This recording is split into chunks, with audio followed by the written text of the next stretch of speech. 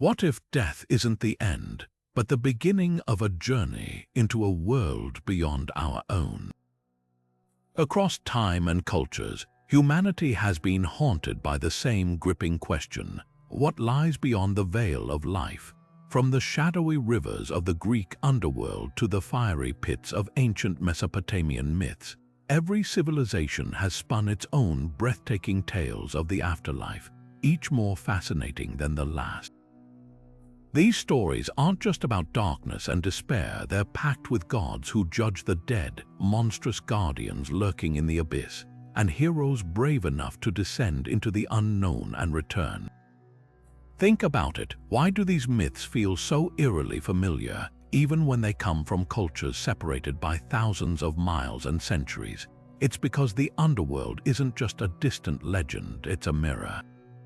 These stories reflect our deepest fears, our wildest hopes, and the unshakable human need to make sense of the great unknown. Whether it's the Aztec Mictlán, a labyrinth of trials for the soul, or the Norse Helheim, where frost and silence reign, every myth holds a piece of the puzzle. And the most incredible part, no two versions are exactly alike. So what secrets do these underworlds hide? Over the next 30 myths, we'll uncover stories that will chill you, awe you, and maybe even change the way you think about life and death. We'll meet deities with the power to condemn or redeem, creatures so terrifying they could only belong to the realm of the dead, and ordinary humans who dared to challenge the rules of mortality. This isn't just a collection of ancient tales, it's a journey into the heart of what it means to face the ultimate unknown, ready to take the first step. The underworld awaits. Ancient Mesopotamia gives us one of the earliest and most gripping underworld tales. The story of Inanna, the powerful goddess of love and war, who dared to descend into the realm of the dead. This isn't just a myth, it's a breathtaking allegory of loss, transformation, and rebirth. Inanna's journey begins with a bold decision. She abandons her heavenly throne and sets out for Ker, the shadowy Sumerian underworld ruled by her ruthless sister Ereshkigal. But this is no casual visit. Inanna knows the rules: anyone who enters the land of the dead cannot leave unchanged if they leave at all. At each of the 7 gates guarding the underworld, Inanna is forced to surrender a piece of her divine power. Her crown, her jewels, even her robes all stripped away one by one until she stands naked and vulnerable before Ereshkigal. This relentless stripping of identity isn't just about humiliation, it's a metaphor for the ultimate sacrifice.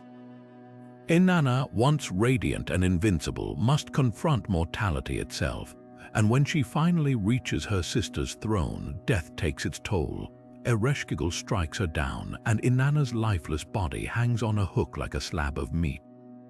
But here's where the myth takes a stunning turn. Inanna doesn't stay dead. Through cunning and divine intervention, she's resurrected, though not without cost. The story mirrors the cycles of nature, the withering of crops in winter and their return in spring, but it also speaks to something deeper. Inanna's ordeal reflects the universal human experience of facing our darkest moments and emerging transformed.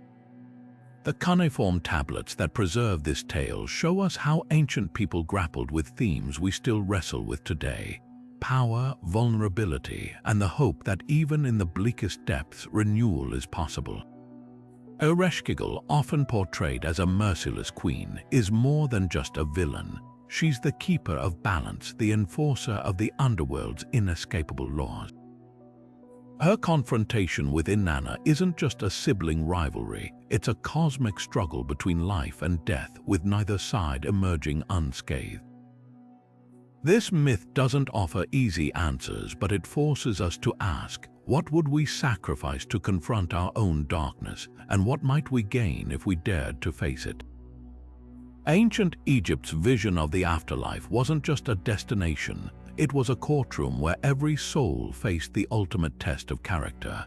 At the center of this drama stands Osiris, the green-skinned god of the dead, whose own murder and resurrection set the stage for eternity.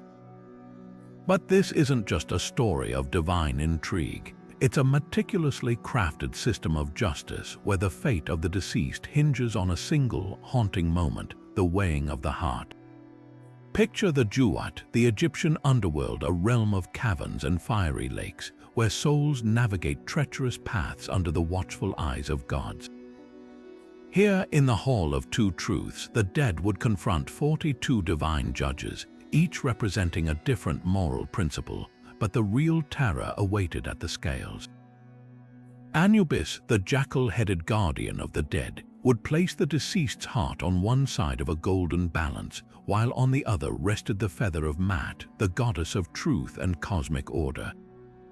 Silence would grip the hall as the scales trembled. If the heart, burdened by lies or wrongdoing, proved heavier than the feather, the monstrous Ammit, part lion, part hippopotamus, part crocodile, would lunge forward to devour it, condemning the soul to oblivion. This wasn't just punishment, it was annihilation. But if the scales balanced, the soul would be declared true of voice and welcomed into the paradise of the field of reeds. The Book of the Dead, those sprawling papyrus guides buried with the deceased, reveals how seriously the Egyptians took this trial. Spells and prayers were meticulously copied to help the dead navigate the Duat's dangers, even coaching them on how to address the judges. "O far-sighted one spell whispers, I have not stolen. I have not cursed the gods, I have not made anyone weep." Tomb paintings show this scene in vivid detail: the anxious deceased, the stern judges, the looming Ammit, all reminders that morality wasn't just a social ideal, it was the difference between eternal bliss and utter erasure. What's striking isn't just the Egyptians' belief in an afterlife, but their insistence that it had to be earned. Unlike other cultures where status or wealth might secure a comfortable eternity, here even pharaohs faced the scales. The myth of Osiris, torn apart by his jealous brother Set and pieced back together by Isis, underscores this theme. Resurrection isn't free. It demands integrity, resilience, and above all, truth. The Duat wasn't a passive underworld. It was an active testing ground, reflecting a society obsessed with balance, not just in the cosmos, but in the human heart. So what would your heart reveal on those scales? The Egyptians believed every lie, every act of cruelty left invisible weight. Yet they also offered redemption, confessing faults, invoking the gods' mercy, even trusting in the magic of the written word. In a world where death was just the first step toward judgment, the real journey began within. While Osiris ruled the silent realm of the dead, another drama unfolded each night beneath the sands, one that kept the entire cosmos alive. Ra, the sun god, didn't rest when his golden bark dipped below the horizon. His descent into the Duat was anything but peaceful. Imagine the sky darkening not just as nightfall, but as the beginning of a desperate race against chaos itself. For 12 perilous hours, Ra's solar bark would navigate the underworld's twisted rivers, its crew of gods and the deceased spirits straining against the current. But the real danger lurked in the depths. Apep, the serpent of oblivion, coiled in the black waters, waiting to swallow the sun whole. This wasn't just a myth, it was a nightly battle for existence. Egyptian priests recited spells to strengthen Ra's arm, knowing that if Apep triumphed, the world would plunge into eternal darkness. Tomb paintings and papyri depict the clash in vivid detail. Ra, often in the form of a fierce cat, slashing at the serpent's scaled body. Thoth, the god of wisdom, chanting protections, and even the souls of the dead joining the fight, their voices rising in a chorus against chaos. The stakes couldn't be higher. Every sunrise was a miracle, proof that Ra had emerged victorious once more. But here's the twist: Ra didn't survive the Duat alone. Deep in the underworld's darkest hour, he would merge with Osiris, the Lord of the Dead. This union wasn't just symbolic, it was alchemical. Osiris, mummified and still, represented the regenerative power of decay, while Ra embodied relentless motion. Together, they embodied the paradox of creation, destruction fueling renewal. The Book of Gates, an ancient guide to the underworld, describes their meeting as a moment of cosmic intimacy. Ra's light would infuse Osiris's inert form, while Osiris's stillness grounded Ra's fiery energy. It was this fusion that allowed the sun to be reborn each dawn, bursting over the horizon in a blaze of triumph. The Egyptians didn't just watch the sunrise, they participated in it. Protective spells etched on amulets or whispered by mourners weren't mere superstition. They were tools to aid Ra's journey, a way for the living to join the celestial struggle. Even the architecture of pyramids mirrored the solar bark's path, their shafts aligned to channel the sun's resurrection. And Apep, he was never fully defeated, just held at bay, a reminder that order was fragile, earned anew each night. So the next time you see dawn break, remember, it's not just daylight returning. It's the echo of an ancient bargain between light and darkness, a pact sealed in the underworld's depths. The Egyptians understood what we often forget, that creation isn't a one-time event. It's a cycle, a fight, a collaboration between opposites, and somewhere, even now, Ra's bark glides through the unseen, carrying the promise that morning will come again. The Greeks painted their underworld not as a place of fiery torment, but as a kingdom of eerie stillness, a sunless expanse ruled by the stern god Hades, where shadows of the dead drifted like whispers. 5 dark rivers carved through this realm, each with its own grim purpose: the Styx, whose waters bound even the gods to their oaths; the Akron, river of sorrow; the Cocytus, wailing with lost souls; the Phlegethon, coiled in liquid fire; and Lethe, whose drink washed away all memory. To cross into this domain, every soul needed one thing: a coin for Charon, the skeletal ferryman, whose hollow eyes judged whether they were worthy of passage. Those who couldn't pay were doomed to haunt the shores for 100 years, a detail that reveals how deeply the Greeks tied death to earthly rituals. But not all who entered Hades' realm stayed forever. Heroes like Orpheus dared the impossible, descending alive into the land of the dead, armed only with music and love.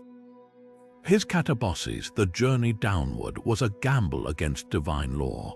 When he played his lyre for Hades and Persephone, even the iron-hearted king of the underworld wept.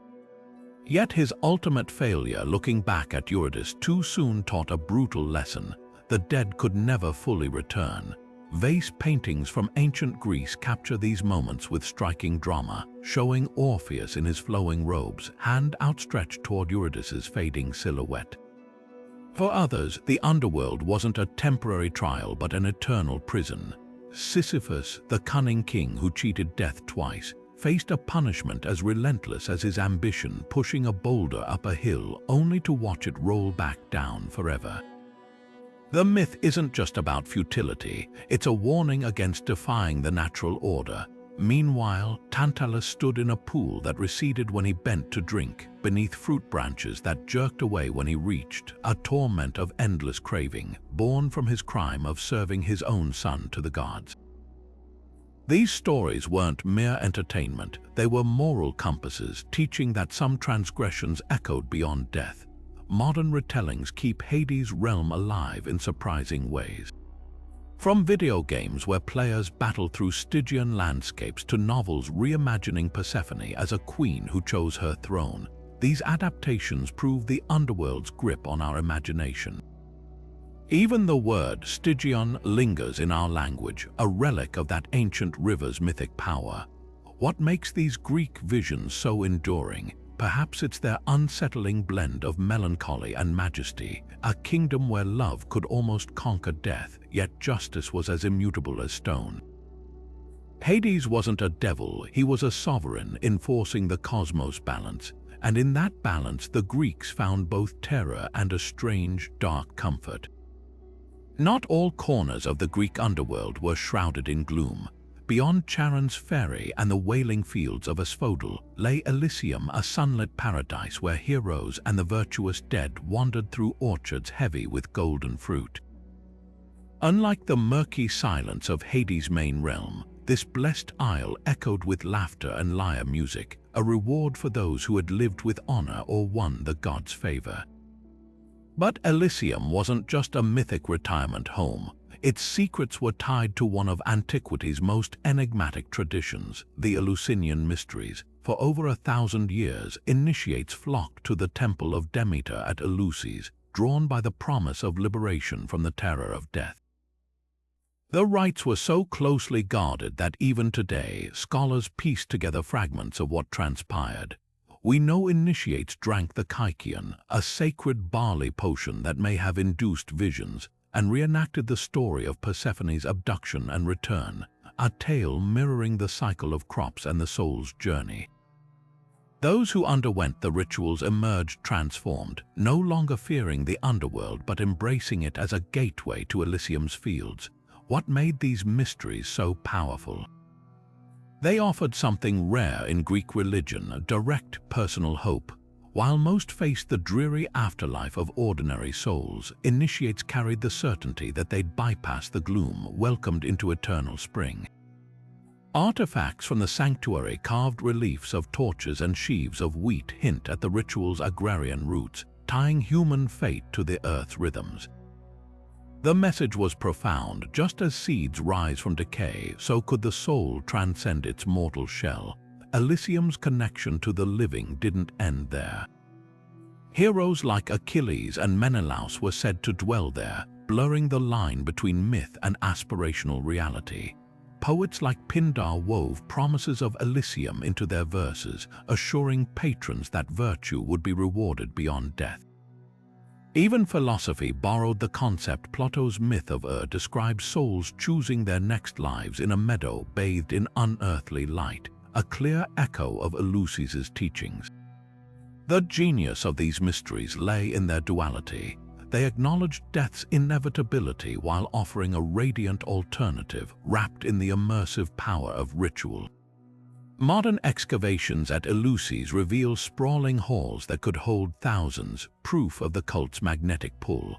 Unlike the judgment scales of Egypt or the trials of Mictlán, the Greek path to paradise wasn't about morality alone. It required revelation, a visceral, unforgettable experience that reshaped how initiates saw existence itself. So why did these rites fade? Rome suppressed them in the 4th century, fearing their enduring influence. Yet their legacy lingers wherever we seek meaning in life's transience. The Eleusinian Mysteries remind us that the ancients didn't just fear the dark, they lit torches against it, crafting stories where death wasn't an end but a homecoming. The Romans built their underworld from borrowed threads, weaving Greek myths into something distinctly their own. Orcus, their god of the dead, shared Hades' grim dominion but lacked his brooding majesty instead. He was a shadowy enforcer, his name whispered more in dread than reverence. Yet what truly set Rome apart wasn't its underworld ruler, but its cult of the manes, the restless spirits of ancestors who demanded constant appeasement. These weren't mere ghosts, they were guardians of family legacies, hovering between worlds with the power to bless or blight the living. Tomb frescoes from Pompeii reveal just how intimately the Romans lived with their dead. One vivid painting shows a banquet where the deceased reclines beside the living, sharing wine as if death were no barrier. This was no artistic whim. It reflected the binding belief that the manes lingered near, craving connection. Neglect them and they might sour crops or haunt dreams. Honor them and they'd shield the household like unseen sentinels. Each May, Rome erupted in the eerie rites of Lemuria, a festival to pacify the dead at their most volatile. Families staged bizarre midnight rituals. The paterfamilias walked barefoot through darkened halls, spitting black beans over his shoulder while chanting, "With these I redeem me and mine." The beans were traps luring hungry spirits away from the living. Archaeology confirms these practices. Amulets inscribed with "Manes, be kind" litter Roman ruins, and mass graves show evidence of feasts where mourners dined alongside corpses. The contrast with Greece couldn't be starker. Where Hades ruled a distant kingdom, the Manes were kitchen gods woven into daily life. Orcus's realm was feared, but the dead. They were neighbors. Even Rome's laws codified this bond. Burial sites were sacred ground, and disturbing tombs carried harsher penalties than murder. The message was clear: the underworld wasn't just a mythic landscape. It was a mirror held up to society, reflecting obligations that outlasted death itself. So why did these practices fade? Christianity recast the Manes as demons and Orcus became a footnote. But walk through Rome today and traces remain. Catacombs where families once picnicked beside their ancestors, or the faint echo of bean husks crunching underfoot in the dark. The Romans didn't just imagine the underworld, they invited it to dinner, proving that the dead are never truly gone as long as the living keep setting their place at the table. While Greek and Roman underworlds had their shades of darkness and light, the Norse envisioned something far more chilling, a realm where frost wasn't just weather, but the very essence of existence. Helheim, the domain of the half-corpse goddess Hel, sprawled beneath Yggdrasil's roots, a land of perpetual mist and gnawing cold. Unlike the fiery torment of later Christian hells, this was a place of stillness so deep it ached. The dead who entered here weren't sinners, but those who died of sickness or old age, ordinary souls condemned not by morality, but by the brutal luck of their final breath. Walk with me through this frozen waste. Imagine Niflheim, the primordial world of ice that birthed Helheim, where glaciers groaned like living things and the air itself crystallized. Ancient sagas describe Hel's hall, Eldjudnir, its walls draped with misery, her table set with hunger, and her knife named famine. Yet Hel herself was no demon. She was Loki's daughter, a figure of eerie duality. One side of her face flushed with life, the other rotted to the bone, a walking metaphor for death's inseparability from existence. Now shift your gaze to Valhalla's golden halls, where the Einherjar warriors slain in battle feasted and fought until Ragnarök. The contrast couldn't be starker. While Helheim's inhabitants faded into the mist, Valhalla's dead rose each dawn, their wounds healed, ready to hone their skills for the final battle. Viking burial ships unearthed across Scandinavia embody this divide. Chieftains were laid to rest in splendor, their vessels packed with swords and mead horns for the journey to Odin's table. But the sick, they were buried with a single coin, fair for Hel's ferryman, a stark reminder that in Norse cosmology, destiny hinged on how you fell, not how you lived. Archaeology whispers secrets these myths don't. At Oseberg, a queen's ship grave held tapestries of procession scenes, as if death were a voyage to another court. Meanwhile, skeletal remains from plague pits show bodies curled like sleepers, some clutching amulets of Thor's hammer, not to reach Valhalla but to ward off Hel's grip. The duality reflects Norse society's values: glory in battle, yes, but also quiet acceptance that most wouldn't earn Odin's favor. The genius of this system. It made room for both the heroic and the humble. Valhalla's grandeur inspired skalds and warriors, but Helheim offered its own bleak dignity, a rest, however cold, for those who'd lived unremarkable lives. Even the gods couldn't escape this balance. When Baldur, beloved and bright, was slain by Loki's trickery, even he descended to Hel's halls, proving no one, not even the divine, could cheat death's reach. So the next time you feel winter's bite, remember, it's not just weather, it's the echo of a world where the afterlife had two faces, one golden with mead and moonlight, the other shrouded in endless frost. The Vikings didn't just fear death, they gave it kingdoms, rules, and a goddess who ruled not with cruelty, but with the inexorable chill of inevitability. Ragnarök wasn't just the end of the world, it was the moment Helheim itself spilled into the land of the living, a tidal wave of the dead unleashed by destiny. Picture the Naglfar, a ship made entirely from the fingernails and toenails of the deceased, its hull creaking as it broke free from its moorings in the underworld's darkest fjord. At its helm stood Loki, freed from his serpentine bonds, grinning as he steered an army of Hel's shades toward the final battle. This wasn't chaos for chaos' sake. It was the inevitable unraveling of the cosmos, where even the afterlife could no longer contain its own shadows. But the most terrifying figure in this march wasn't Loki. It was Fenrir, the monstrous wolf who'd spent centuries bound beneath the earth. At Ragnarök, his chains shattered, and he surged forward with jaws wide enough to swallow the sun. Ancient carvings on runestones depict this moment in stark relief, the wolf's saliva forming rivers, his eyes burning like coals as he charged toward Odin.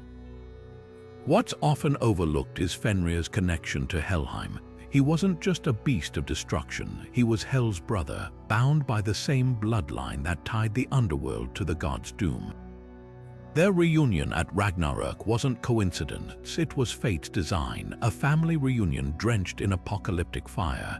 Hel's role in this cataclysm reveals the Norse vision of cyclical time.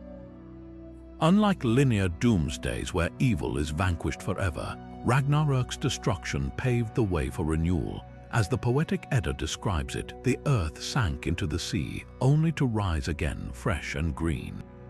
The few survivors, Lif and Lifthrasir, emerged from the World Tree's shelter to repopulate the earth, while a new sun, born from the old one's ashes, climbed the sky. Even Helheim's participation in the battle wasn't purely nihilistic. By emptying the underworld into the fray, the Norse myth suggested that death itself had to die for rebirth to occur. What makes this vision so gripping is its brutal honesty. The Vikings didn't sugarcoat their apocalypse, it was bloody, hopeless, and inevitable. Yet nestled within that despair was a strange comfort, the promise that no ending is absolute. The Naglfar's voyage, Fenrir's rampage, even Odin's fall, all were necessary steps toward a world where the fields would once more ripen with grain and the rivers run clear. Modern interpretations, from video games to blockbuster films, often focus on Ragnarök's spectacle, but the deeper lesson lies in its duality. Destruction and creation weren't opposites, they were partners in an endless dance, with Helheim's icy grip just one step in the cycle. So the next time you hear thunder, don't just think of Thor's hammer. Imagine it as the distant echo of Naglfar's sails snapping taut, or Fenrir's howl shaking Yggdrasil's roots.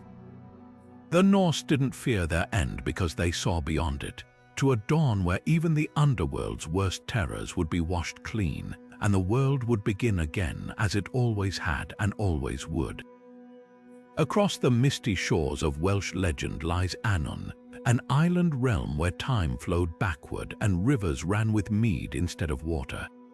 Unlike the Norse Helheim's icy grip or the Greek underworld's shadowy silence, this Celtic otherworld shimmered with paradoxical abundance, a land of eternal feasts and golden apples, ruled by the enigmatic Aron, a king who hunted with ghostly hounds whose cries could chill the bravest soul. Medieval manuscripts like the Book of Taliesin paint Annwn as both paradise and peril, where every delight came threaded with danger. One poem describes its cauldron, tended by 9 maidens, whose fire could only be lit by the breath of the dead, a symbol of the thin veil between worlds. The Shia, Ireland's fairy folk, were said to be Annwn's exiled nobility, beings so radiant they blinded mortals who glimpsed them. Ancient mounds like Newgrange, older than the pyramids, were believed to be gateways to their hollow hills where a single night of dancing could steal a human's decades. Folklore warned that accepting Shia food meant being trapped forever, yet their allure was irresistible. The illuminated Book of Kells hints at this duality, its intricate knotwork mirroring the labyrinthine paths to their realm. Even King Arthur's legends intertwine with Annwn's mysteries. His disastrous raid to steal its cauldron, told in the Spoils of Annwn, ended with just 7 survivors, a haunting reminder that the otherworld demanded reverence, not conquest. What made Annwn so different from other underworlds? It wasn't a place of judgment or rest, but of transformation. The Celts saw death as a door to a parallel existence, where heroes like Bran the Blessed sailed until the sea became a flowered plain. Ritual deposits in Welsh lakes, swords and cauldrons cast into the water suggest offerings to Aron's realm, bargaining for its blessings. This wasn't fear of punishment, it was a conversation with the unseen, a recognition that the otherworld was always present, just beyond the next hill or beneath the next wave. Modern archaeology uncovers clues to these beliefs. At Lyn Serig Bog, a bog yielded treasures from the Iron Age, a chariot's bronze fittings, a slave chain, each item likely a gift to Annwn's rulers. The Celts didn't bury their dead with coins for a ferryman. They sent them armed and adorned, ready to feast and fight in Aron's court. Even today, Ireland's countryside whispers of the Shia farmers leave fairy trees untouched in their fields, proof that Annwn's magic never fully faded. Its legacy lingers wherever we sense that the world is thicker, stranger than it seems, and that just past the edge of sight, a hunt rides on the wind and a cauldron brims with stars. For the Aztecs, death wasn't an end, it was a grueling 4-year odyssey through Mictlán, a layered underworld where every step tested the soul's resilience. Picture this: the moment a life ended, the deceased found themselves standing at the mouth of a cavernous descent, facing not one, but 9 distinct realms of torment, each more harrowing than the last. This wasn't just punishment, it was purification. Ordinary souls, those who died of natural causes, not in battle or childbirth, had to navigate rivers of blood, mountains of clashing obsidian, and valleys where the wind itself turned into knives. The Codex Borgia, a vivid pre-Columbian manuscript, depicts these trials in stark red and black ink's figures dwarfed by jagged cliffs, their faces twisted in agony as they inch forward. At the helm of this unforgiving realm stood Mictlán Tecutli, the skeletal god who ruled alongside his queen, Mictlantecuhtli, the Lady of the Dead. Unlike the fearsome deities of other myths, these two weren't torturers but solemn gatekeepers. Mictlantecuhtli, often shown with her jaw agape in a perpetual scream, wasn't howling in rage. She was singing, her voice guiding souls through the darkness.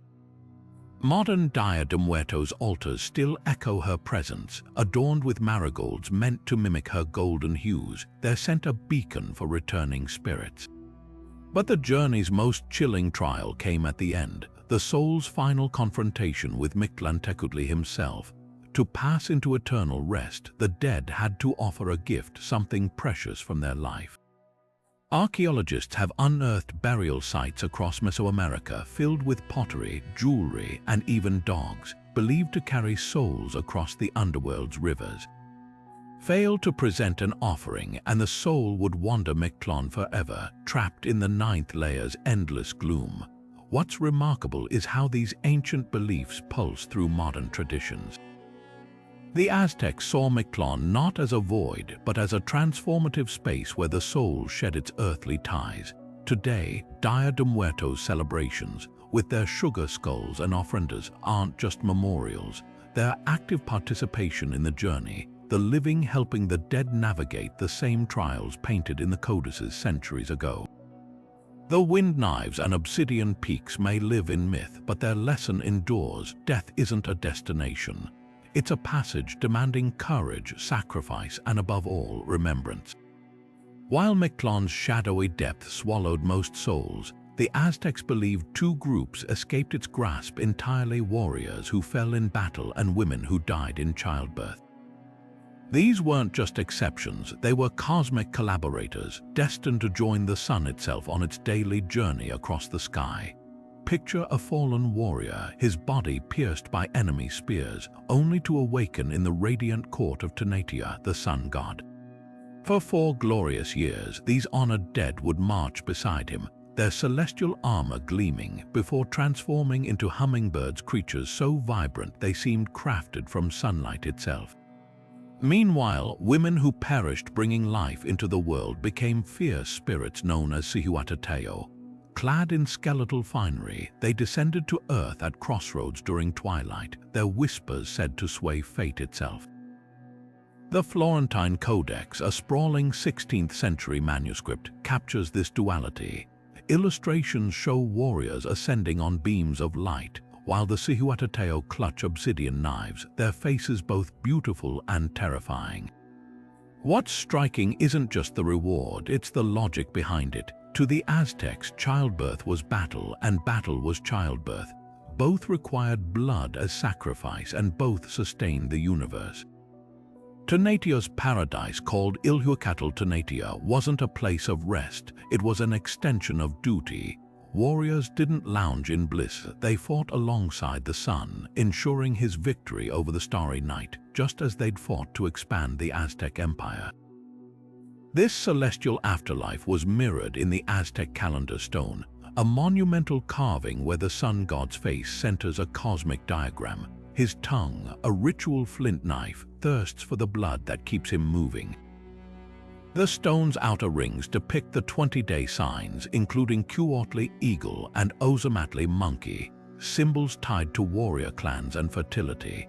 These weren't arbitrary designs, they were a map of existence where human sacrifice and celestial motion were interlocked. Every sunrise required fuel, and every fallen warrior became part of that eternal engine. Archaeology reveals how deeply this belief permeated daily life.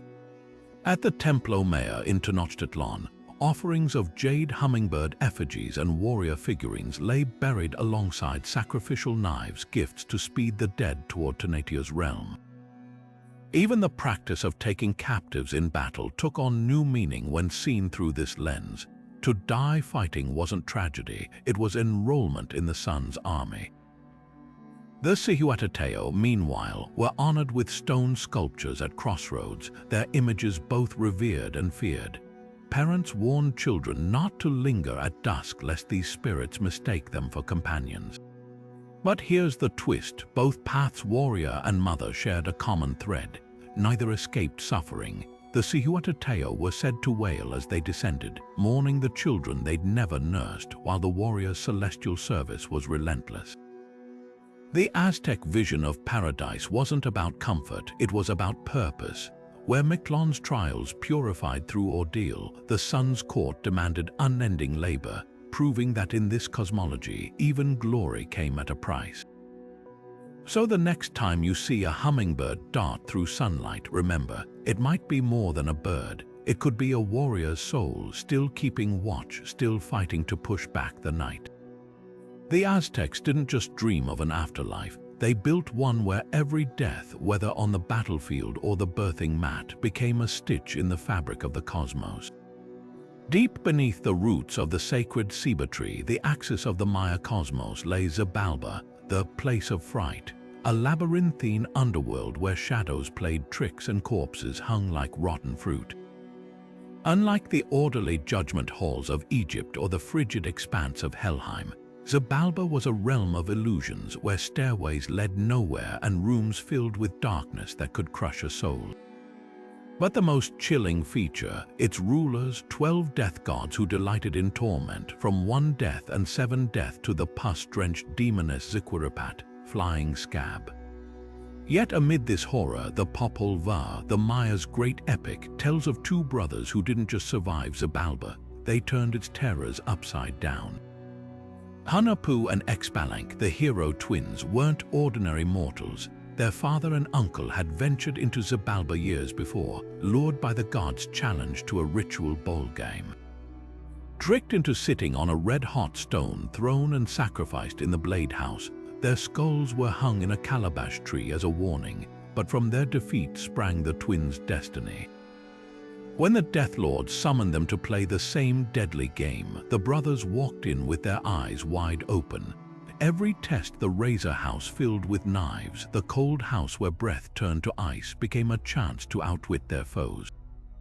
The bowl game itself was no sport but a cosmic battle. Carvings at Capan and Chichen Itza saw show players clad in padded belts, their hips striking a solid rubber ball that represented the sun's perilous journey. To lose meant decapitation, a fate their father suffered. Yet the twins turned the game against the gods. When struck down, they resurrected first as fish, then as vagabonds performing miracles, dancing with severed heads that sprang back to life. Their brilliance, they made the Death Lords laugh, then convinced them to demand this magic for themselves. Only when the gods ordered their own deaths did they grasp the trap. The twins refused to revive them, leaving Xibalba's masters as bones in the dust. The deeper symbolism is staggering. The twins didn't conquer death through brute force, but by mastering its rules, then rewriting them. At El Mirador, archaeologists found a ball court aligned with the solstice sun, mirroring the Popol imagery, proof that this wasn't just myth but a lens to decode existence. The hero twins' victory wasn't about escaping decay, it was about transforming it. Even their final act, rising as the sun and moon, showed that darkness could be outmaneuvered but never erased. What lingers isn't just the tale's cunning, but its comfort. The Maya buried their dead with corn kernels in their mouths, a nod to Hunahpu's rebirth from maize. Every sprouting stalk whispered the same truth. Even in Xibalba's grip, life finds a way back. If you thought bureaucracy was tedious in life, imagine facing it in death. In Chinese tradition, Diyu isn't just an underworld. It's a sprawling judicial complex where souls endure meticulous trials for every misdeed, no matter how small. Picture 10 towering courts, each presided over by a stern judge robed in imperial splendor, their verdicts delivered with the precision of a dynastic edict. But these aren't ordinary courtrooms. Beneath their gilded eaves, sinners face punishments so grotesquely poetic they'd make Dante blush.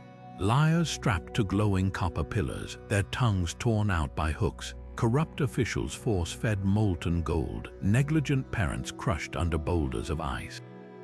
The vividness of these torments wasn't just about fear. It was a mirror held up to Confucian virtues where every penalty reinforced the social order. Temple murals across China bring Diyu's horrors to life in shocking detail. At Beijing's Dongyu Temple, 18th century paintings stretch across entire walls, depicting sinners boiled in oil pits or sawed in half by faceless demons. Yet amid the gore, there's an almost bureaucratic efficiency to the chaos. Clerks with ink brushes tally sins in ledgers, while ox-headed enforcers drag souls from one court to the next. The meticulousness reflects a core belief. Justice in death was as methodical as the civil service exams that governed life. Even the geography of Diyu mirrored imperial China. Its 18 levels weren't arbitrary, but ranked like administrative districts with higher courts for graver sins. But Diyu wasn't just about punishment. The 7th Court's Judge Tai Shan specialized in redemption, weighing a soul's good deeds against its crimes. Here, the Confucian ideal of self-cultivation shone through. Even the damned could earn reprieve through merit. This duality peaked during the Hungry Ghost Festival, when the gates of Diyu swung open and ancestors returned to the living world. Families laid out feasts not just to honor the dead, but to bribe the underworld's restless spirits. Those hungry ghosts with throats too narrow to swallow, doomed by greed in life. Paper money burned in effigy transformed into currency for the afterlife, a cosmic economy where filial piety could tip the scales of justice. What makes Diyu so fascinating is its blend of horror and hope. Unlike Western hells designed for eternal suffering, this was a purgatory with an expiration date. After centuries of torment, even the worst sinners could reincarnate, often as animals or insects, but with a chance to climb the karmic ladder. The system wasn't just punitive, it was pedagogical, teaching that morality wasn't about divine wrath but societal harmony. Today, these beliefs linger in unexpected ways. Modern Chinese ghost movies, with their bureaucratic specters and underworld lawyers, prove Diyu's legacy isn't confined to temple walls. It lives on wherever people fear not just hell's fires, but the cold, exacting gaze of a judge's ledger. At the heart of Diyu's judicial machine stands Yanluo Wang, the king of hell, a figure so feared his name was whispered only in hushed tones. Unlike Western devil figures who revel in chaos, Yanluo Wang is a stern bureaucrat in flowing robes, his face etched with the weight of infinite verdicts. But here's the twist: his judgments aren't final. The ledgers of life and death in his courtroom could be amended, their sentences shortened by acts of merit. A cruel landlord might face centuries in the sawtooth forest, but if his descendants performed enough good deeds, donating to temples, freeing animals, even chanting sutras, his torment could be commuted. This wasn't just about punishment, it was a cosmic incentive system, tying the living to the dead in a cycle of moral responsibility.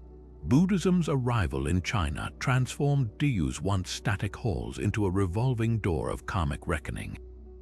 Where early Taoist underworlds focused on balancing yin and yang, Buddhist teachings introduced the idea of rebirth. A soul's journey through Diyu became one chapter in a much longer saga. Temple murals from the Tang dynasty show this fusion. Yanluo Wang's court flanked by bodhisattvas, their compassion tempering his severity. The Scripture on the Ten Kings, a medieval Buddhist text, laid out a precise timeline: 7 weeks of judgment, each presided over by a different king, with the final 3 courts determining rebirth. Families would commission merit cloths embroidered with prayers to sway these verdicts, proving that justice in the afterlife could be negotiated. Yet Taoist influences lingered in the details. While Buddhism emphasized personal karma, Taoism wove bureaucracy into the divine. Diyu's judges held ranks mirroring imperial officials, complete with deputies and clerks. The register of life and death, said to record every human's fate, echoed the Taoist belief in celestial record keepers who tallied sins like tax collectors. At Wudang Mountain, priests still perform rituals to purge ancestral sins, burning petitions stamped with seals that would make any dynastic magistrate nod in approval. The result was a hybrid system, part courtroom, part karmic ledger, where a soul's fate hinged on both individual morality and the filial piety of their descendants. Modern ghost stories keep these beliefs alive. In Taiwan's Yulan festival, families float lanterns down rivers, each flame a plea to lessen a loved one's sentence. Even today, funeral offerings include paper credit cards and smartphones, not just comforts for the dead, but bribes for Diyu's clerks, the genius of this system. It made morality communal. A single act of kindness could ripple across generations, proving that in the shadow of Yanluo Wang's gavel, no one was truly beyond redemption. When Izanagi lit that torch in the depths of Yomi, he didn't just break a promise, he shattered the boundary between love and horror. The flickering flame revealed his beloved Izanami not as the radiant goddess he'd wed, but as a decomposing nightmare, her once lush hair crawling with maggots, her flesh sloughing off to reveal bones glistening in the half-light. This wasn't just death. It was corruption in its most visceral form, the sacred act of creation twisted into something unspeakable. And when Izanagi fled, his sandals slapping against the stone floor of the underworld, he wasn't just running from a corpse. He was rejecting the impurity of death itself, a concept so central to Shinto belief that it echoes through Japanese culture to this day. The ukiyo-e prints of the Edo period capture this moment with chilling beauty. In Kuniyoshi's famous depiction, Izanami's skeletal hand claws at Izanagi's robes as he heaves the massive boulder later called the Chigishi no Akami, the great rock of turning back into place.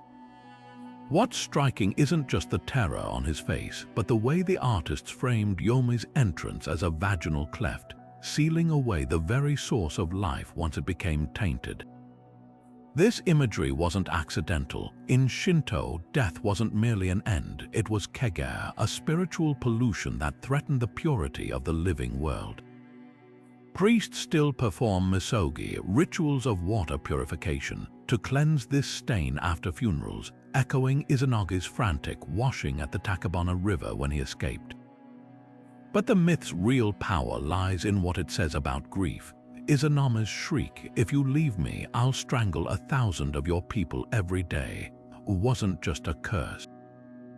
It was the raw cry of abandonment, the price exacted when the living turn away from death's reality.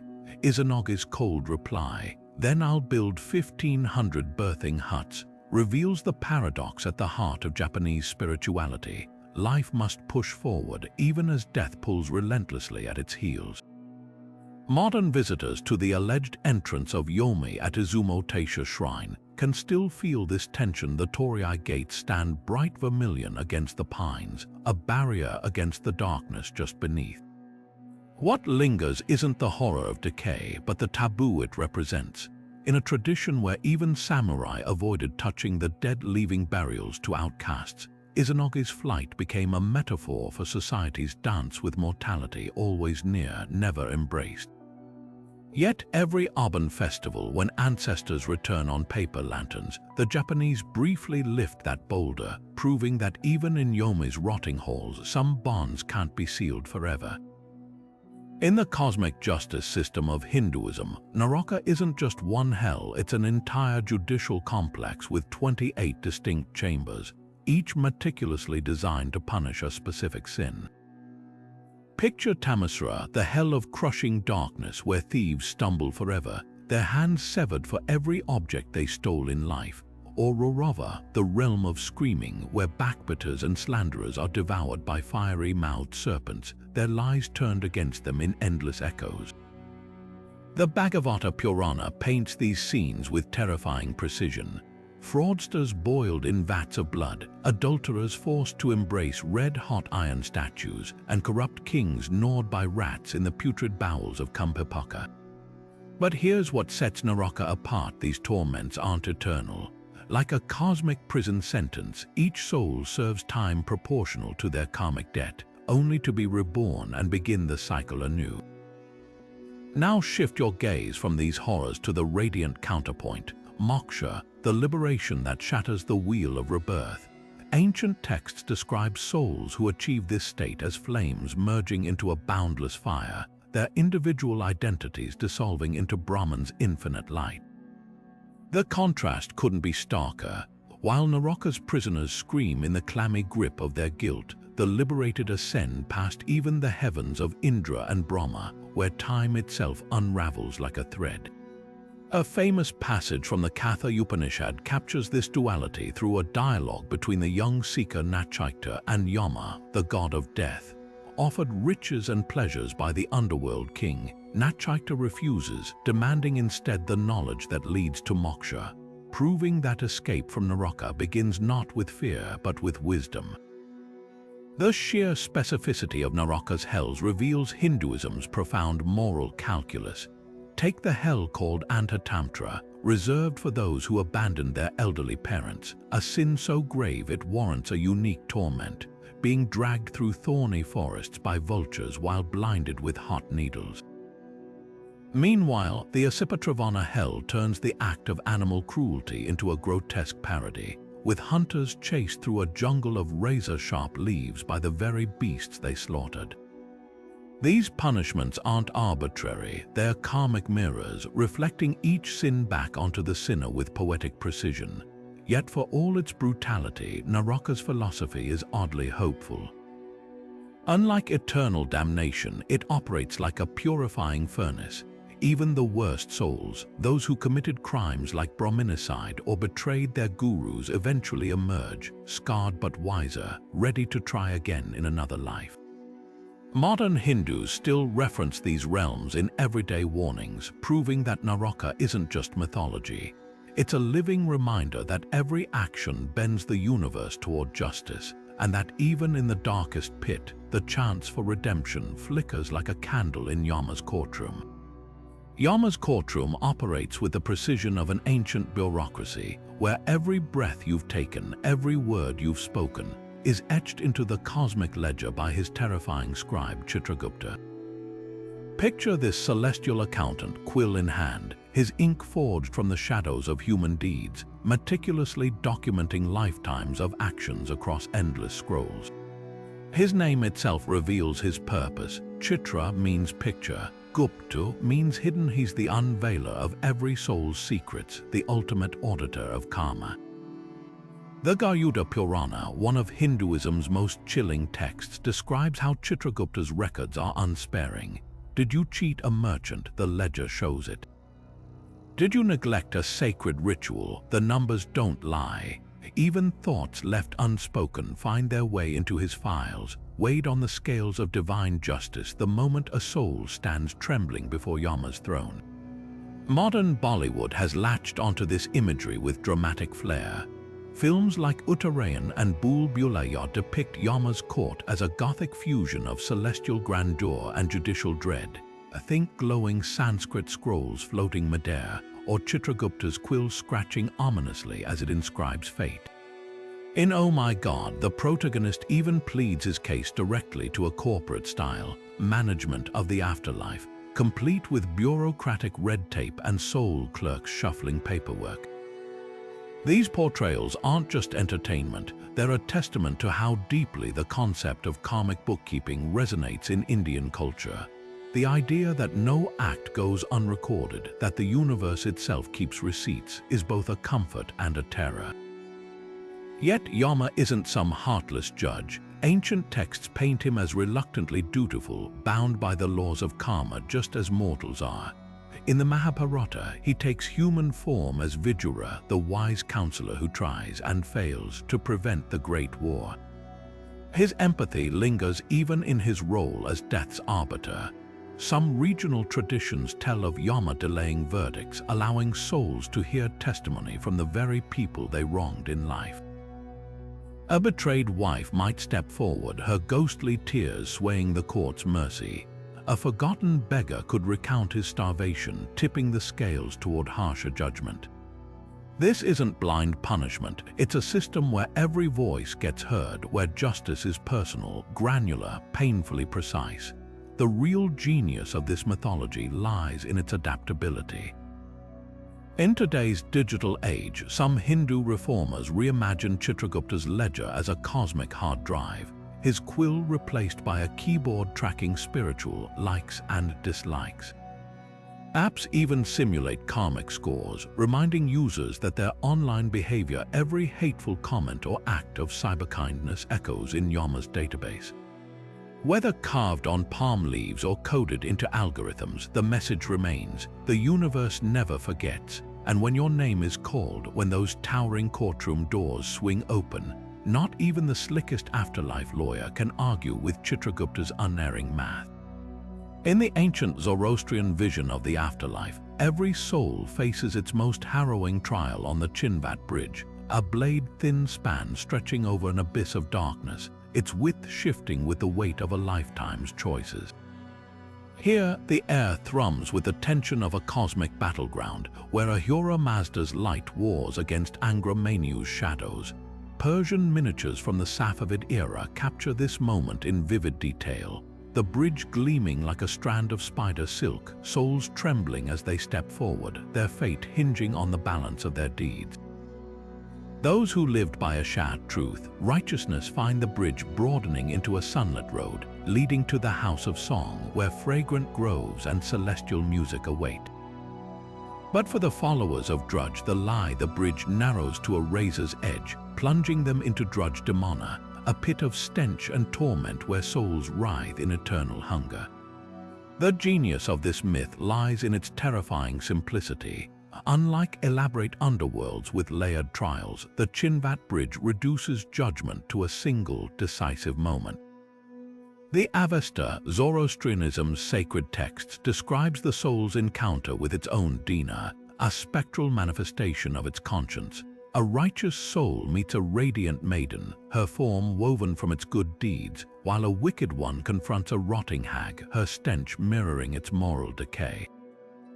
This isn't just poetic justice, it's a psychological masterstroke. The bridge forces souls to confront their own choices, stripping away all excuses.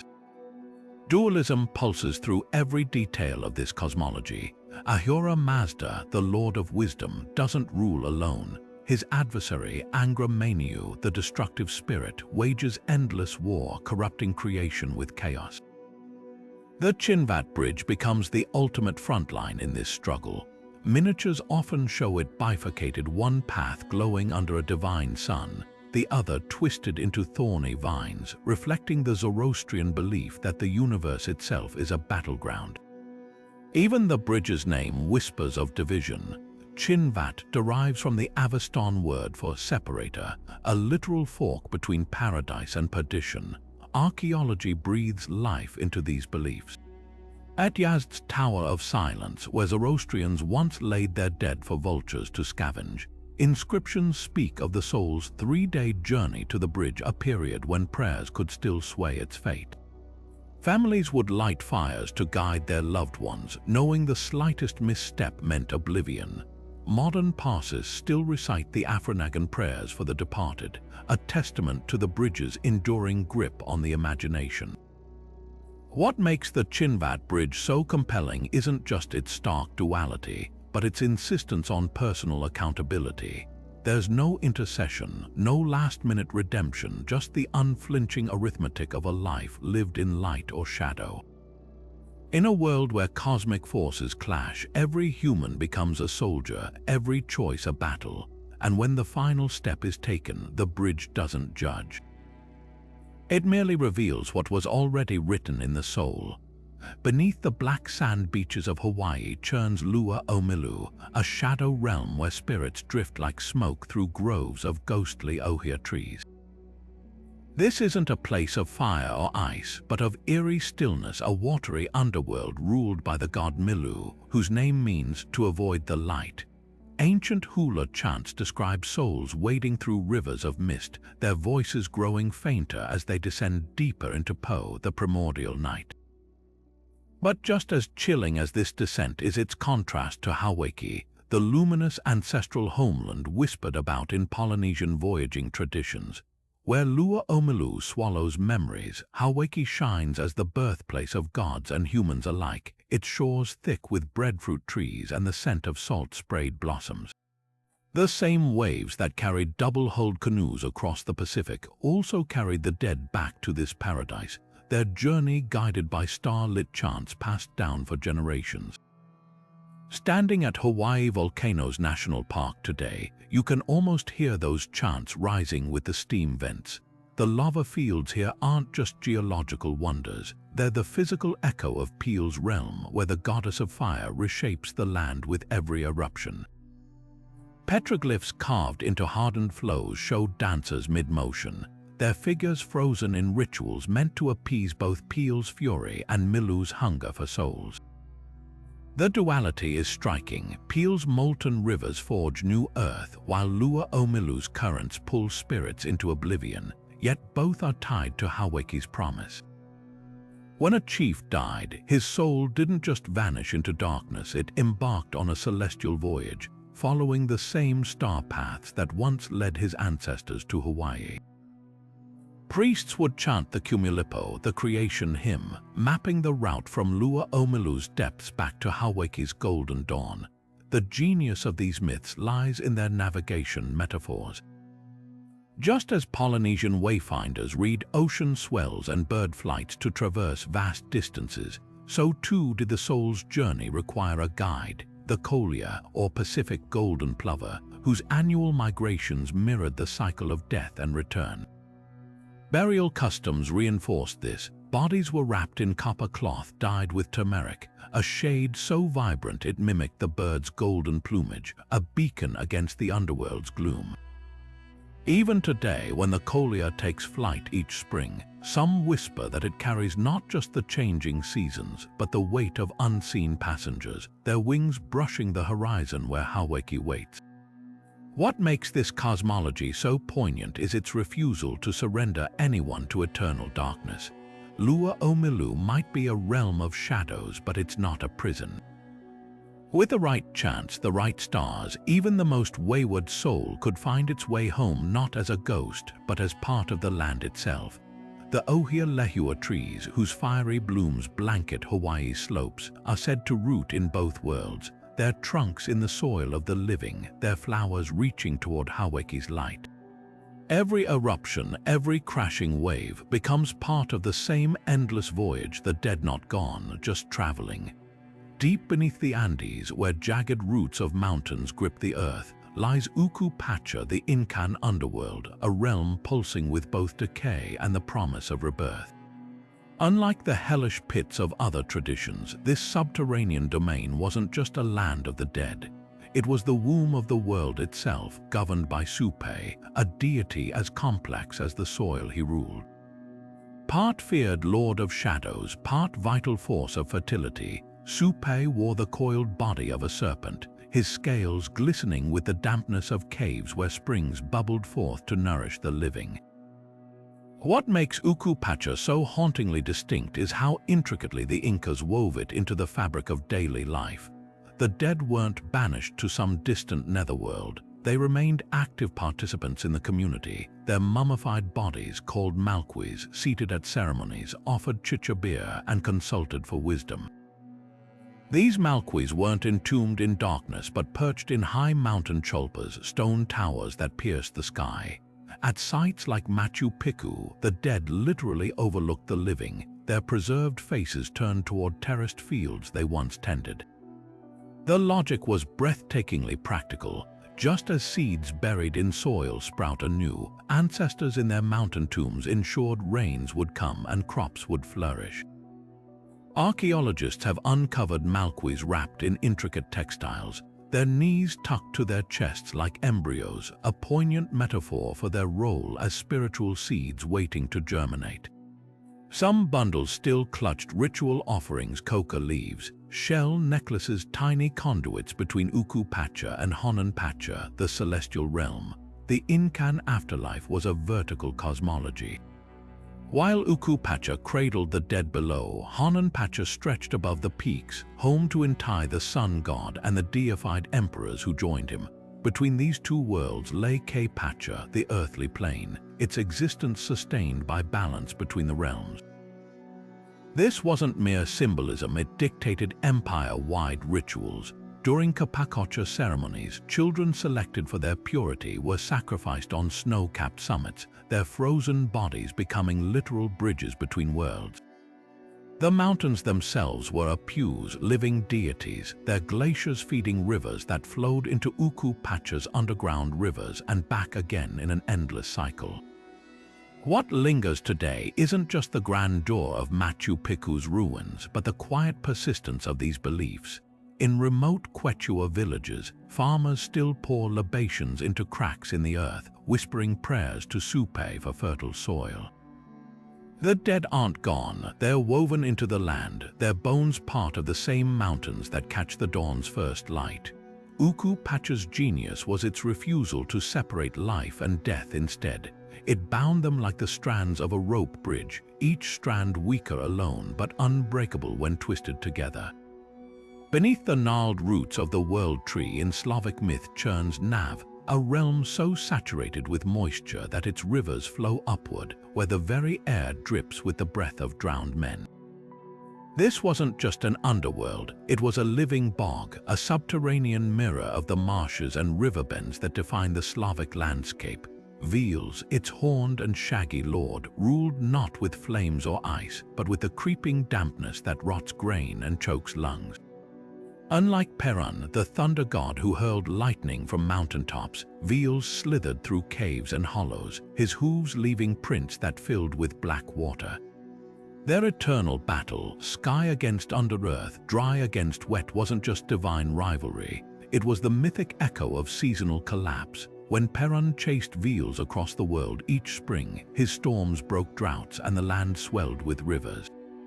But when Veles triumphed in autumn, the waters retreated underground, leaving fields to wither. This watery underworld bled into daily ritual. Peasant farmers knew Veles as both threat and ally. His corruption could sour milk in the udder, yet his favor brought fertility to livestock. At the first melt of winter, villagers would drown effigies of straw in thawing streams, a plea to lure Veles back to Nav before his lingering dampness could blight the crops. The darkest rites came on Koleoda, the winter solstice, when masked processions of men clad in pelts and bells paraded through villages.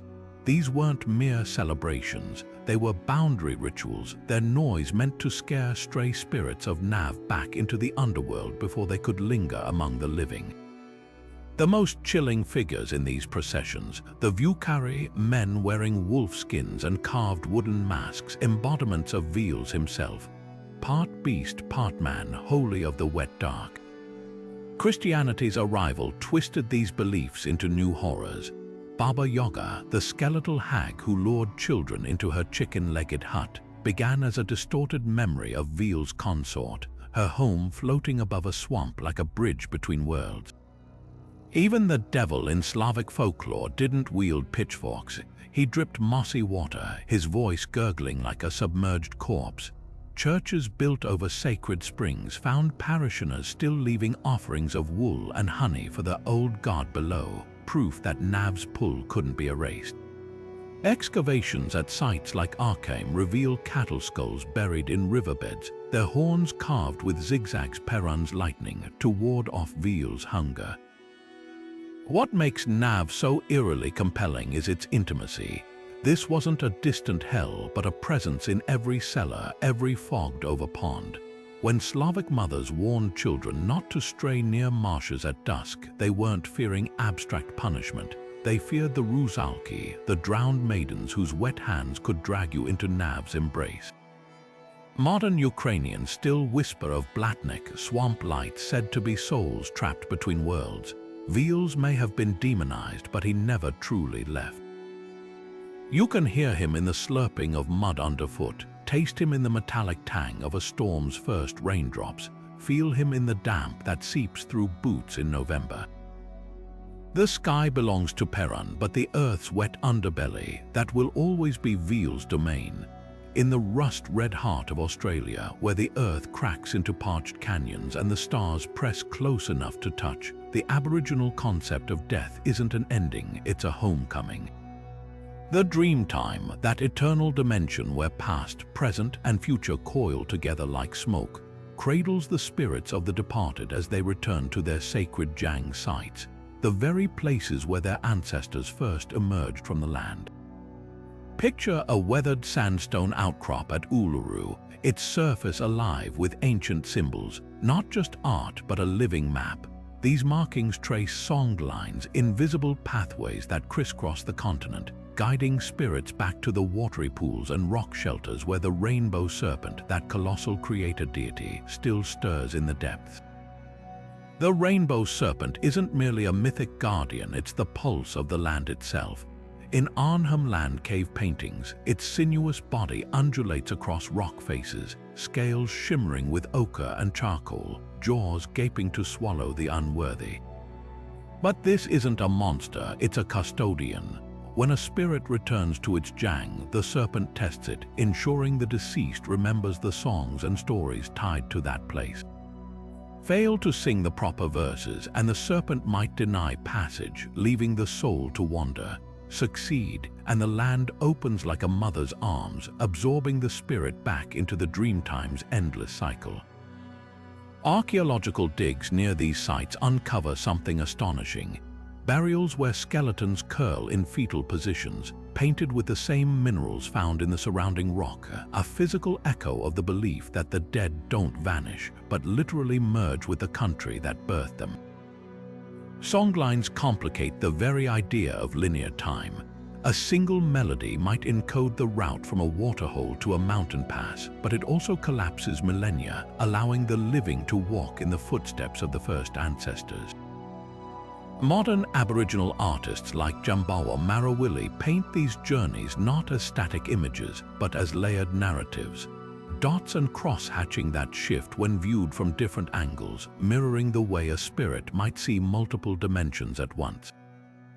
During rituals, elders reenact creation stories at the very sites where they originally unfolded, their dances and didgeridoo vibrations summoning the ancestors' presence. It's not performance, it's participation, a temporal fold where the dream time bleeds into now. What unsettles Western observers most isn't the mythology, but its tangible reality. At Kakadu National Park, certain rock art panels are said to renew themselves, their pigments inexplicably brightening after ceremonies. Park rangers whisper of areas where compasses spin uselessly, as if the land itself resists mapping. The genius of this system, it makes death inseparable from ecology. A spirit returning to its Jang isn't just a supernatural event, it's an ecological one, reinforcing the bond between people and place. When mining companies dynamite sacred sites, Aboriginal activists don't just protest cultural loss, they speak of severed songlines of spirits left homeless. The land isn't a backdrop, it's a living network of graves, wombs, and way stations where every hill and river bend holds the breath of the departed. So the next time you stand in the Australian outback, listen for the low hum of wind through the gums. it might just be the ancestors singing their way home. If Inanna's descent into the Sumerian underworld was a myth of transformation, her Babylonian counterpart Ishtar's plunge into Urkala reads like a horror story stripped of all hope. The Ishtar gates, reconstructed cobalt tiles in Berlin's Pergamon Museum, glow with depictions of dragons and bulls, but step through its looming archways in myth, and you enter a realm where color itself dies, the House of Dust, where banquets are ash and thrones crumble at a touch. Unlike the tiered hells of other traditions, Urkala makes no distinctions between kings and beggars. No scales weigh deeds, no judges mete out sentences. Every soul, from the mightiest conqueror to the lowliest slave, ends up hunched in the same eternal twilight, clothed in tattered wings like discarded bird carcasses, their only sustenance the very dust scraping between their teeth. The Babylonian Descent of Ishtar tablet, cracked but legible in the British Museum's collection, recounts the goddess's journey with chilling matter-of-factness. At each of Urkala's 7 gates, she's stripped not just of her jewels and robes, but of her very divinity, until she stands naked before her sister Ereshkigal, now reimagined as a shrieking spectre draped in cobwebs. When Ishtar dares to challenge her, the annihilation is swift. Ereshkigal fastens the eye of death upon her, turning the goddess of love into a swollen, rotting corpse hung from a meat hook. The description isn't metaphor, it's visceral decomposition, a far cry from Inanna's symbolic surrender of power. Even resurrection comes without triumph. Ishtar escapes only by offering her lover Tammuz as a replacement, a betrayal that stains her myth forever. What makes Urkala uniquely terrifying isn't its cruelty, but its indifference. Egyptian souls faced judgment, Norse warriors earned Valhalla, but in Babylon's underworld, morality meant nothing. Cuneiform funeral inscriptions beg the dead to drink pure water and forget your sorrows, but the texts know the truth. There is no water in Urkala, only the slow silt of centuries filling every throat. Excavations at Babylon's Merks district reveal houses with clay pipes leading straight into burial pits, not just drainage systems, but literal channels through which families poured libations, hoping to spare their ancestors the worst of the dust-choked fate awaiting them. Yet Urkala's bleakness reveals a profound cultural honesty. Unlike faith's promising reward, the Babylonians stared into the void and acknowledged its indiscriminate hunger. Even Gilgamesh, after his failed quest for immortality, accepts that his friend Enkidu isn't lounging in some paradise. He's crouched in Urkala's gloom, his once mighty arms now filled with lice. The House of Dust doesn't punish sins. It mocks the very idea that human actions could matter in the face of entropy. When archaeologists brush the dirt from another skeletal hand in Iraq's plains, fingers still clutching a long rusted amulet, they're uncovering not just a corpse, but a silent testament to humanity's oldest fear, that in the end the dust always wins. In the frozen mists of Finnish legend, the underworld isn't a realm of fire or frost, it's a river so still, even whispers sink beneath its surface. This is Tuonela, the land of the dead, where the black waters of the Tuoni River flow without a ripple, and the air hangs thick with the silence of centuries. At its banks stands the Maiden of Tuoni, a figure draped in shadows, her voice barely louder than the lapping of the current. She's no ferocious guardian, no snarling beast, just a sentinel of stillness, her presence a test of wills. When the great sage Vainamaranan journeys here, seeking the words of power hidden in Tuonela's depths, he doesn't battle monsters. Instead, he faces something far more unnerving, the weight of absolute silence, the oppressive hush of a world where even time seems to have drowned. The Kalevala, Finland's epic poem, paints this crossing with haunting minimalism. Vainamaranan builds a boat from the groans of the dying and the sighs of the heartbroken, its hull sealed with tears. Yet when he reaches the river, the Maiden of Tuoni doesn't bar his way with force. She simply asks, "Who are you who dares to wake the sleepers?" Her question isn't a challenge, it's a reckoning. To answer truthfully is to surrender a piece of one's essence to the underworld. Väinämöinen, ever cunning, deflects with riddles, but the price of passage is still steep. The river itself becomes his adversary, its currents thickening like tar around his boat, the water humming with the voices of those who came before and never left. Now shift from this eerie quiet to the raucous halls of Kalevala's heroic feasts. Here, in the land of the living, mead flows as freely as the songs of warriors, and the air vibrates with the clang of swords and the stomp of dancers. Dead heroes aren't mourned, they're celebrated, their deeds spun into verses so vivid, it's as if they never left. The contrast couldn't be starker. Tuonla's oppressive muteness versus the living world's cacophony of joy. Yet both are bound by the same threads of fate. The Kalevala hints that these feasts aren't just defiance against death, they're a pact. By drowning sorrow in song, the Finns ensured their heroes' spirits would never truly cross that black river, but linger in the echoes of every toast, every roaring chorus. Archaeology whispers secrets of these beliefs. In Finnish burial mounds, skeletons are often found curled on their sides, facing east, not toward any afterlife, but back toward the homes they left behind. Grave goods include miniature boats delicate as eggshells, their prows pointing not toward Tuonla, but toward the hearths of the living.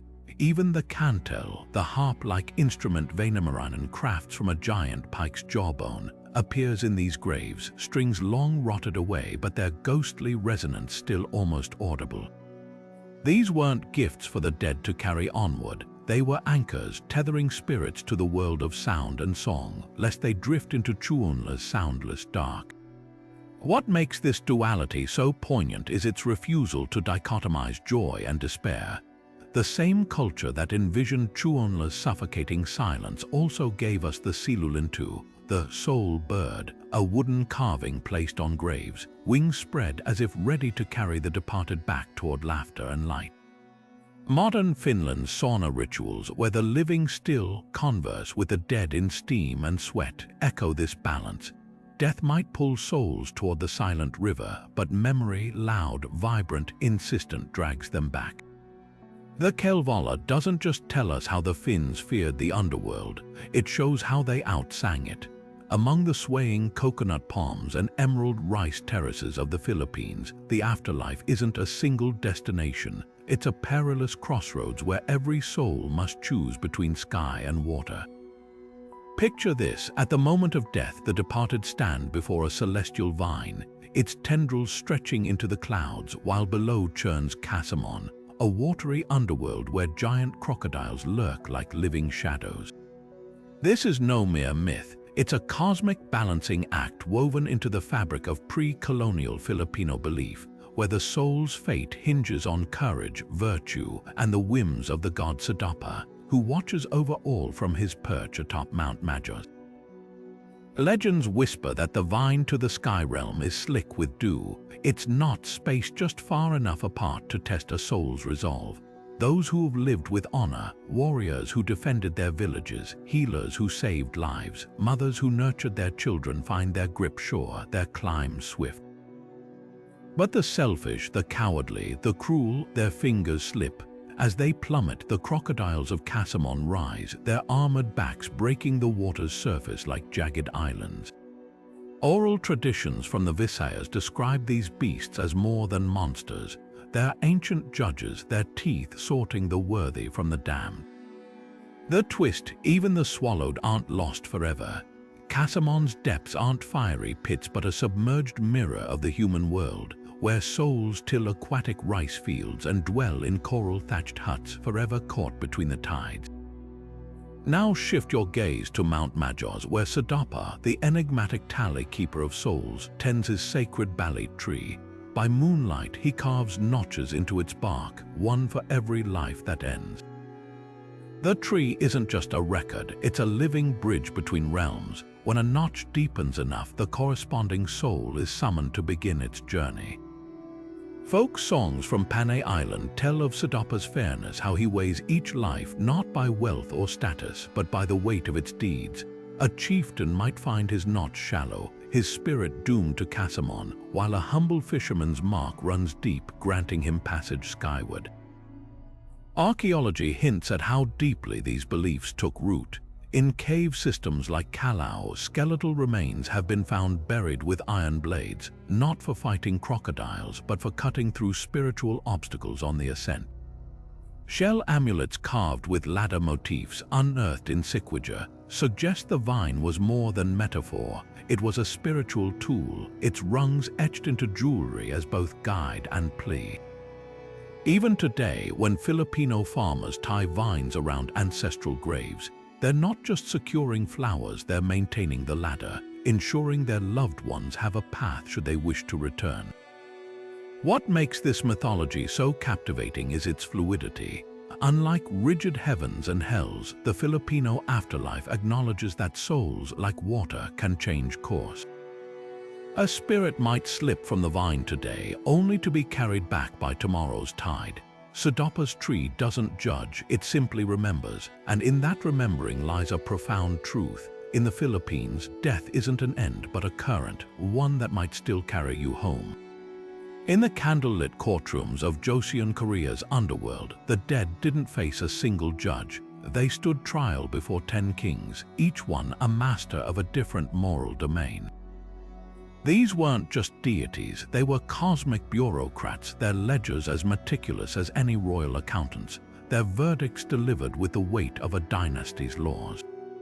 The walls of these underground chambers were said to be lined with bronze mirrors that didn't reflect faces, but deeds. Every lie, every stolen coin, every drop of betrayal crystallized into visible scars on the soul's surface. Buddhist temples like Seoul's Bonjunsa still preserve paintings of these trials, the kings robed in imperial blue and crimson, their eyes burning with the cold fire of infinite discernment. The journey through these courts wasn't passive. Souls wore dang yui, coarse hemp mourning garments woven by living relatives, a fabric so humble it rasped against the skin like a constant whisper of remorse. These weren't mere funeral shrouds, they were admissions of guilt, uniforms of penitence. The fifth king, Yama, presided over the mirror of retribution, where souls confronted not just their actions, but the ripple effects of every cruelty. A nobleman who'd beaten a servant might see the servant's starving children in the glass, their hollow eyes accusing him across lifetimes. Scholars poring over Joseon Silok records found wills where aristocrats begged their descendants to spare no expense in commissioning Buddhist sutras not for spiritual merit, but as legal briefs to sway the underworld judges. Ancestral rites, or jesa, became a lifeline between worlds. Families laid out elaborate meals, steamed rice, grilled meats, persimmons arranged just so, not as offerings but as evidence. Each dish testified to the departed's ongoing ties to the living, proof they deserved a lighter sentence. The ritual wasn't superstition, it was litigation. Museum archives hold jesa tables from the 18th century, their surfaces blackened by decades of candle smoke, the porcelain bowls chipped from generations of careful handling. Even the placement of food followed strict protocols. Fish facing east to greet the judge's dawn deliberations, wine cups aligned to the precise angle of celestial north. Funeral art turned death into pedagogy. Kigado screens painted with bookshelves flanked coffins, reminding the dead that knowledge trailed them into judgment. A single hyongbul, a bronze ritual bowl, might be etched with scenes from the Ten Kings' courts, its curved sides forcing viewers to confront their own distorted reflections alongside the depicted torments. The most haunting artifacts are the Sinjangdo, scrolls mapping the underworld's geography. One 17th century example in the National Museum of Korea shows sinners climbing a mountain of needles, their bodies translucent as parchment, while ox-headed guards tally their sins with abacuses. The genius of these images, they didn't just warn, they calibrated. A merchant seeing his greed mirrored in the seventh king's scales might commission a bridge or well in penance, earthly good deeds to tip the balance. This wasn't just theology, it was social engineering. The Ten Kings bureaucracy mirrored Joseon's own rigid hierarchies, their verdicts reinforcing Confucian virtues like filial piety and loyalty. A peasant who disobeyed his landlord might face the knife-wound forest, while a scholar who'd plagiarized could be condemned to the Book of Flames, his fingers burning each time he reached for stolen words. Yet the system allowed for appeals. Monks chanted the Ksitigarbha Sutra for 49 days after a death, each verse a character witness pleading for leniency. What endures isn't the fear but the intimacy. Modern Koreans still wash ancestors' portraits with bamboo sprig brushes during Jesa, the water carrying whispers of apology and love. The Ten Kings may rule in painted scrolls now, but their mirrors still hang in quiet corners of the collective conscience, reflecting not just sins, but the unbroken thread between the living and the judged. Beneath the shimmering surface of West African rivers dwells a pantheon of water spirits so mesmerizing, they crossed oceans in the minds of the enslaved and emerged stronger than ever. At the heart of this aquatic cosmology stands Mami Wata, her name a sibilant whisper blending mother and water. She's not merely a goddess, she's an enigma draped in coiled serpents and coral crowns, her skin shifting from deepest ebony to the iridescence of fish scales under moonlight. Pre-colonial Benin bronzes capture her duality, part human, part piscine, holding a mirror that reflects not just faces but destinies. Yet when chains dragged her devotees across the Atlantic, Mami Wata didn't drown in the Middle Passage, she evolved. In Haitian Vodou, she became La Cyan, luring souls with conch shell songs. In Brazilian Candomblé, she fused with Yemleta1, ECDJ, the Yoruba mother of oceans, her blue gown billowing like tidal waves in Salvador's festival processions. Witness the January feast of Iemanjá in Rio de Janeiro, where thousands clad in white wade into the surf at dawn, bearing blue flowers and miniature wooden boats laden with offerings. The air thrums with drumbeats mimicking the pulse of waves, dancers' hips swaying like seaweed in a current. These aren't just rituals, they're resistance. Enslaved Africans banned from worshipping their gods disguised Yemleta1 CDJ as the Catholic Virgin Mary, her statues crowned not with halos but with seashells. The same subterfuge birthed Vodou's La Cyan, her sequined carnival masks hiding West African scarification patterns beneath their glitter. Brooklyn Museum's Caribbean art collection holds a contemporary twist, a Mami Wata headdress from Trinidad's carnival, its neon green tendrils vibrating under blacklight, proving the goddess thrives in concrete jungles as fiercely as in mangrove swamps. The genius of these syncretic traditions lies in their fluidity. In Nigeria's Niger Delta, Mami Wata bargains offering wealth in exchange for devotion, her contracts sealed with gifts of imported perfumes and Dutch gin. But in New Orleans voodoo shops, her altars demand peppermint schnapps and Van oil, the scents mapping diaspora's detours. Louisiana's river baptisms echo Dahomian river ceremonies, where initiates submerge to be reborn into Mami Wata's service. Even the snakes coiled around her arms transformed. Where West African pythons symbolized royalty, Haitian Vodou's Danbola Wido, her serpentine counterpart, shed his scales to become a rainbow in the sky. What makes these water deities so enduring isn't just their beauty, it's their refusal to be contained. When colonial powers forbade drumming, Mami Wata's rhythms hid in the clatter of rain on tin roofs. When Bibles replaced sacred texts, her psalms were sung into fishing nets cast at high tide. Today, her worshippers span continents, Nigerian market women pouring libations into storm drains, Cuban santeros floating coconut shells in Havana's harbor, TikTok teens anointing their braids with salt water for the algorithm. The water that once carried her people into bondage now carries their prayers back home, proving that some spirits can't be shackled, they flow, they adapt, and like the tide, they always return. Before fiery visions of Gehenna entered Jewish thought, there was Sheol, a silent, shadowed pit where all souls, righteous and wicked alike, sank into the same undifferentiated gloom.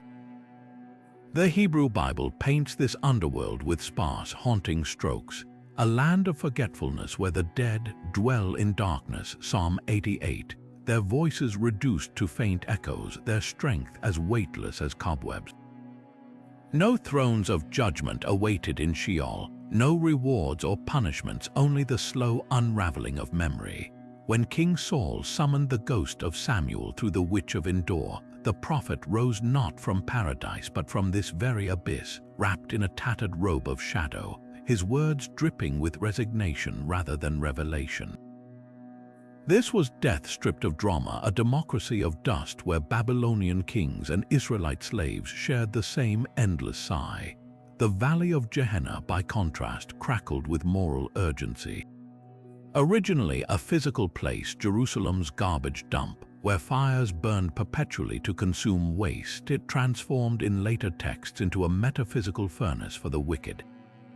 The Talmud's sages debated its nature with legal precision.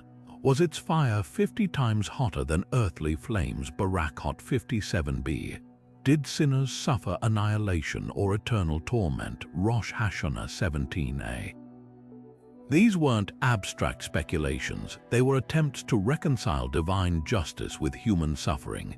One particularly chilling midrash describes Gehenna's gates standing open beside the gates of paradise so that a soul might glimpse what it had lost, a psychological torment sharper than any physical flame. Kabbalah shattered both these visions with its doctrine of Gilgul, the soul's cyclical journey through lifetimes.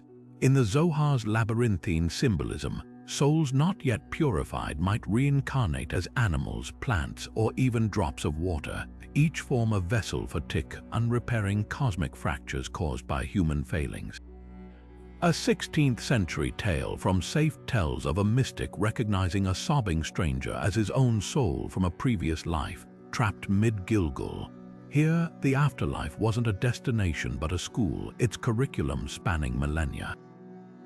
What unites these three visions, Sheol's silence, Gehenna's fire, Gilgul's spiral, is their refusal to trivialize death's mystery.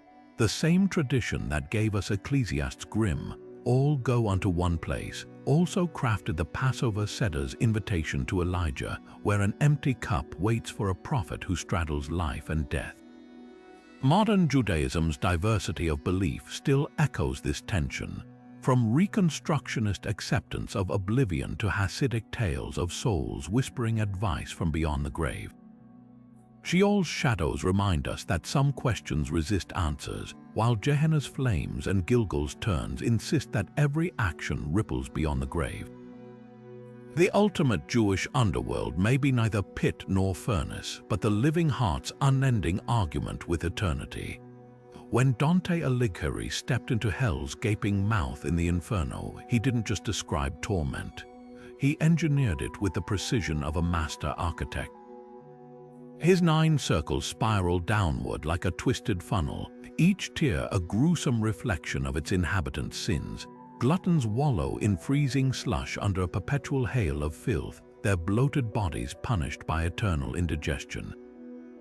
The wrathful tear at each other in a swamp of their own making, while the fraudulent sink deeper into a river of boiling pitch, their crimes mirrored in the sticky, suffocating darkness. But the true horror reaches its peak in Cocytus, the frozen lake at hell's core, where traitors like Judas and Brutus are encased in ice up to their necks, their tears freezing into grotesque masks. Dante didn't invent these punishments, he weaponized medieval theology, turning abstract sins into visceral, almost tactile suffering. Botticelli's Map of Hell, a haunting series of illustrated parchments, transformed Dante's words into visual nightmares. His meticulous cross-sections reveal hell as a claustrophobic ant farm of agony, with cramped terraces and jagged rock faces pressing souls into their assigned tortures.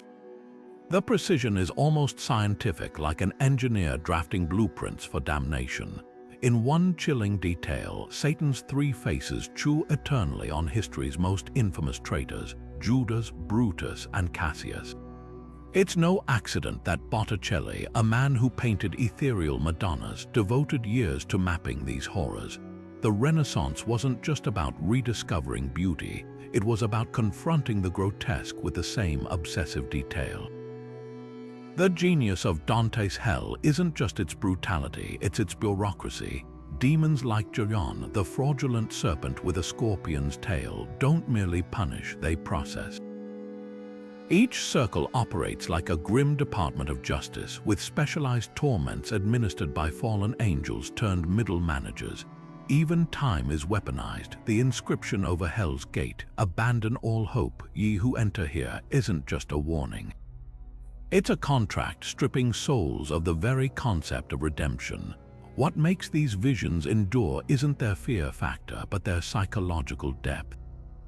When Dante encounters Count Ugolino gnawing on an archbishop's skull in the ice, it's not just a shock tactic, it's a commentary on how betrayal consumes both victim and perpetrator. The Inferno's layers aren't just about punishment, they're about obsession, the way sin calcifies into identity. Modern adaptations, from video games to graphic novels, keep recycling Dante's imagery because his hell isn't just a place. It's a mirror forcing us to ask, what would our own circles look like, and who would we find there, frozen in their private Cocytus? The Satan we picture today, horns gleaming, wings tattered, presiding over hellfire, bears little resemblance to his earliest biblical appearances. In the Book of Job, he's not yet the Prince of Darkness, but Satan, the accuser, a bureaucratic figure moving through heaven's court with divine permission to test human faith.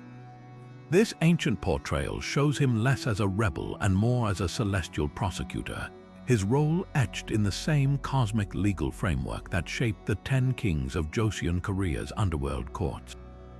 The shift from divine functionary to embodiment of evil didn't happen overnight. By the New Testament, Satan had become the tempter in the wilderness, offering Jesus kingdoms like a shadowy parody of God's promises. Everything changed with John Milton. Paradise Lost didn't just depict Satan, it humanized him, giving the fallen angel soliloquies so stirring they made damnation sound poetic. Better to reign in hell than serve in heaven wasn't just a villain's boast, it was the cry of a tragic antihero, his pride as grand as his ruin. Milton's Satan strode through hell's burning maw with the charisma of a defeated general, his wings still casting shadows large enough to blot out stars.